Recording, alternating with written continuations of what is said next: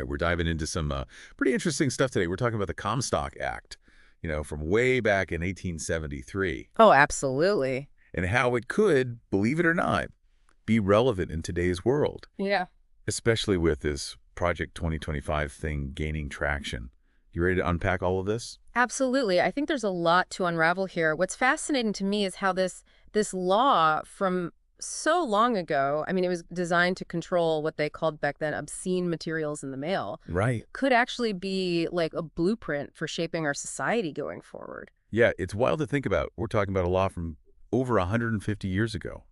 So, what exactly did it target back then? Primarily, it was about controlling information related to things like contraception and what they considered pornography back then. It really Mm. reflects, I think, the moral anxieties of that era, Sure. but also this desire to uphold a certain standard of morality, which is something we definitely see coming back in Project 2025. Wow. Oh, that's a great point. So, okay, how does this Project 2025 fit in? What's their game plan? So Project 2025 is it's a bold initiative. It's spearheaded by a lot of conservative groups. And it's basically a very detailed roadmap for implementing a very conservative agenda Okay. on, as they call it, day one of a new administration. I see. So they're not wasting any time. Exactly. And one of their key phrases is deconstructing the administrative state. Hold on. Deconstructing the administrative state. What does that even mean? That sounds pretty intense. Yeah, it's a key part of their strategy. The administrative state refers to, this vast network of federal agencies and regulations that a lot of conservatives believe have become way too powerful Okay. and overreaching. So Project 2025 aims to shrink, the size and scope of these agencies, essentially rolling back the government's influence in various areas of life. So less government, more individual freedom. I mean, that's a pretty big shift. How do they even like go about doing that? Well, one of the primary tactics that they outline in Project 2025 is strategic personnel appointments. Mhm. They want to place individuals who really align with their values in key positions across the government. Mm. And I mean, everywhere, from the executive office of the president all the way down to, various departments and agencies. Imagine the impact of having people who really understand and support, those principles behind the Comstock Act in those roles. Wow, that would be a game changer.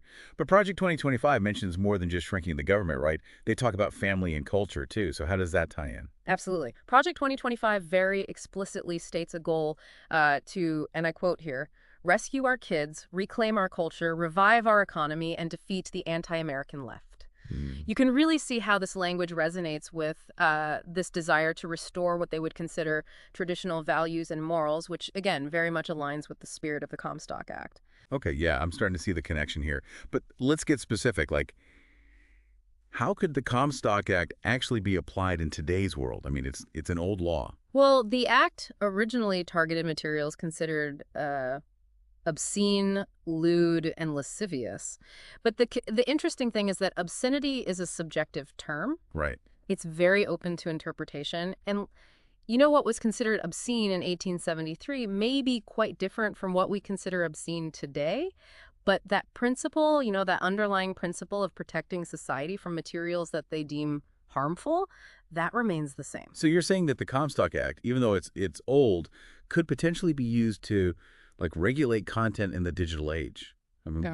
what kind of content are we even talking about here? Think about it. With the internet and social media, the potential for exposure to materials that could be considered obscene under the Comstock Act has just exploded. Right. I mean, we're talking online pornography, information about abortion, and all sorts of other content that, contradicts those Christian values and potentially undermines the family structure. Now that's where it gets really interesting. Yeah. So the potential's there, but how would it actually work? I mean, Project 2025 must have some ideas about that, right? They do, and they get very specific. Project 2025 emphasizes the importance of strong leadership within various government agencies, particularly those with, regulatory power. Okay.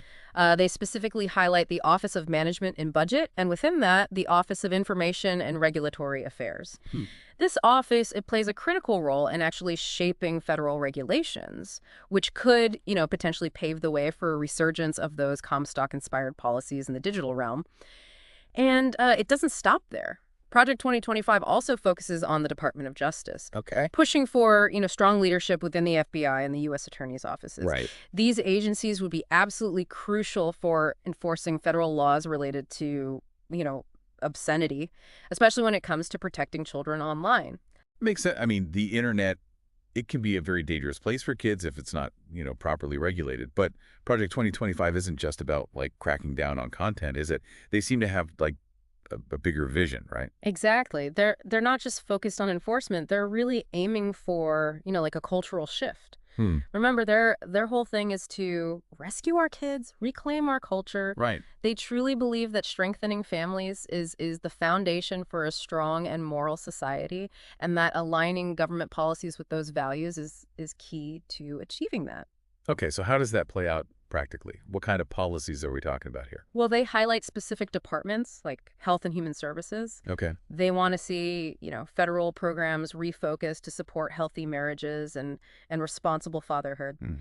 This aligns with the idea that a strong traditional family structure is absolutely crucial for a healthy society. Interesting.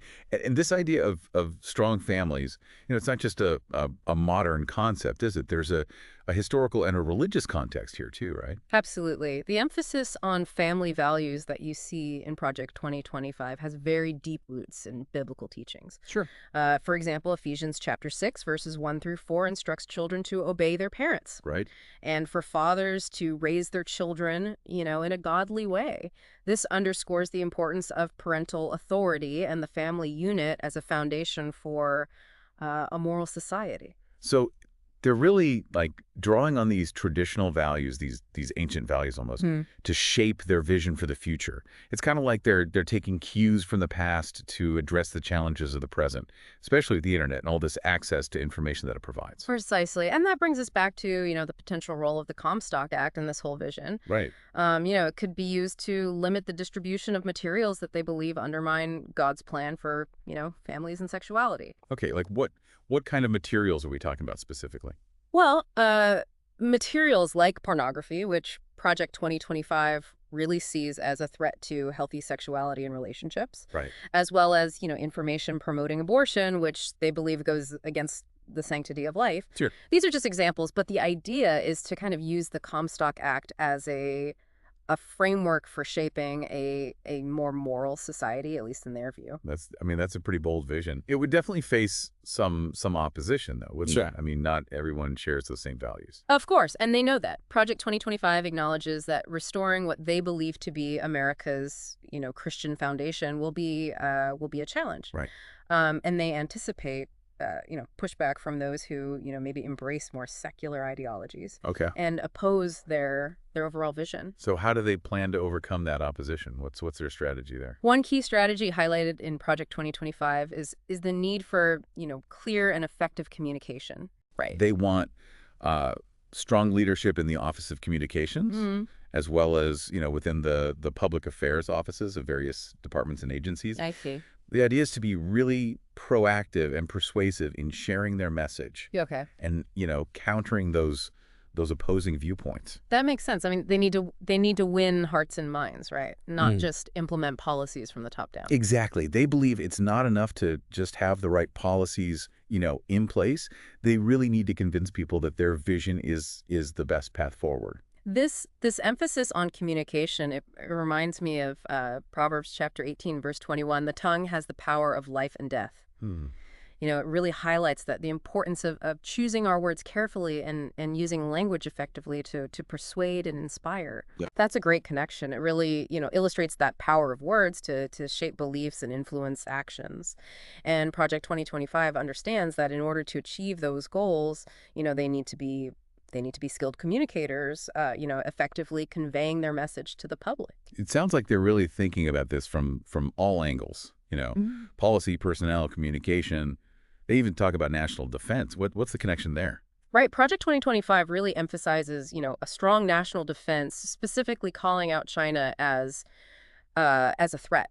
This focus on national security aligns with their overall vision of protecting American values and interests, both at home and abroad. So it's not just about defending, our borders. It's also about defending our way of life, our values. It sounds like they see America as a beacon of those values, potentially even a model for other countries. That's an interesting observation. It does seem like they believe America has a unique role to play in the world, not only in terms of, military power, but also as a moral leader. And that brings up a fascinating question. Could this vision of America as, a moral leader extend to how they approach international relations? Like, could they potentially try to influence other countries to, adopt similar policies, maybe even using the Comstock Act as a model?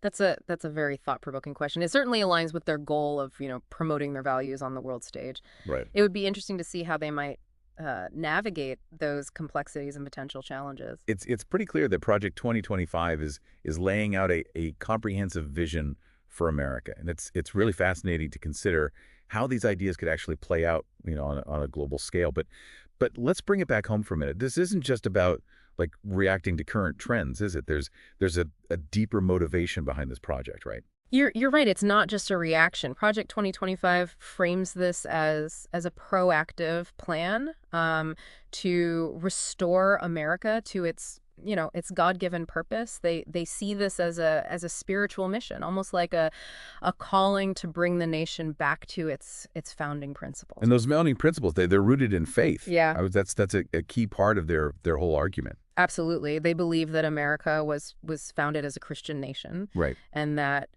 straying from those foundations has led to many of the problems that we face today. They often cite 2 Chronicles chapter 7, verse 14, where, God promises to heal the land if his people humble themselves and turn from their wicked ways. So for them, this is about more than just politics. It's about spiritual renewal, like a national return to God. Exactly. And Project 2025 is very strategic about how they, want to achieve this. They understand that change won't, happen overnight. Yeah. They have very specific recommendations for various federal agencies outlining how they can be used to promote their agenda. Like what are some specific examples? Well, take the Department of Education, for instance. Okay.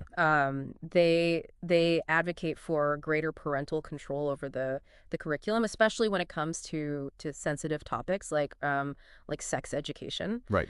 This aligns with Deuteronomy chapter 6, verses 6 through 7, where, God commands parents to teach his commandments to their children. So it's about putting parents back in the driver's seat, when it comes to their children's education, especially on moral and spiritual matters. Precisely. They want to empower parents to raise their children according to their values with less interference from, the government or secular institutions. And it's not just about education, is it? I mean, they have ideas about the judicial system as well, right? Yeah. Yes. Project 2025 highlights the need to appoint judges who, interpret the Constitution in a way that upholds what they consider traditional values. They believe the judiciary plays a crucial role in shaping the moral fabric of society. So it's about shaping the legal landscape to reflect their values. It's fascinating to see how they're thinking about this on so many different levels. It is. It's a very comprehensive approach. They even, address the importance of promoting religious freedom, ensuring that people of faith can live out their beliefs without hindrance. They see this as a fundamental right, and enshrined in the First Amendment. Which is interesting because, while they're advocating for policies based on their specific faith, they're also appealing to a broader principle of religious freedom. Right. They're walking that line, arguing that protecting religious liberty means protecting their right to implement policies based on their understanding of God's will. It's a complex issue for sure. Yeah. But at the end of the day, what does it all boil down to? What's the ultimate goal of Project 2025?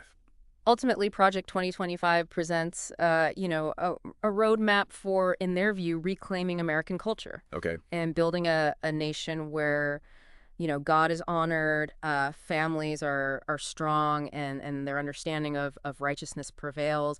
The potential of the Comstock Act, viewed through the lens of this plan, is quite significant, as it could be used to legally support many of their goals. So for them, it's a call to action, a challenge to get involved, to fight for what they believe in. Exactly. They're encouraging people of faith to engage in the political process, to be a force for change, to stand up for their values and work towards making their vision a reality. It's a powerful message, one that definitely resonates with those who share their beliefs, and it highlights the potential for some really significant cultural and political shifts in the years to come. It certainly does. This deep dive into the Comstock Act and Project 2025 has given us a glimpse into a movement that could, reshape the American landscape. It's a reminder that ideas have power and that understanding those ideas is essential for navigating the complex world that we live in. Absolutely. Thank you for joining us on this deep dive. We encourage you to